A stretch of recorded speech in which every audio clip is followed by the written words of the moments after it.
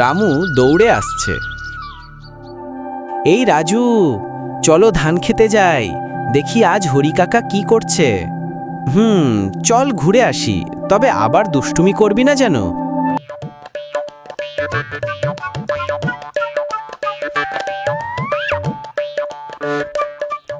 ওই দেখ, হরি কাকা ধান কাটছে। আহারে, ধান এবার অনেক হয়েছে, কেটে শেষ করতে খুব কষ্ট হচ্ছে। হরি আর রাজু তাদের রামু কাকার কাছে এসে বলল, কাকা, আমরা তোমাকে সাহায্য করব, তবে আগে এক শর্ত।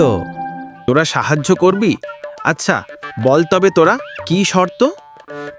রাজু হাসতে হাসতে, আমাদের তোমার খেজুর গুড় খাওয়াতে হবে।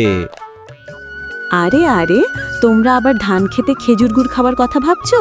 কাজ করো, তবেই খাবার। ঠিক আছে কাকিমা, কাজের পর খাবো। এই কথা বলে সবাই একসাথে ধান কাটতে শুরু করলো।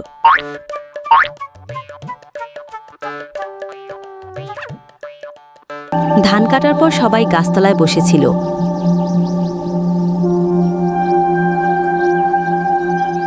তোমরা জানো, ছোটবেলায় আমরাও এভাবেই কাজ করতাম আর শেষে খেজুর গুড় খেতাম।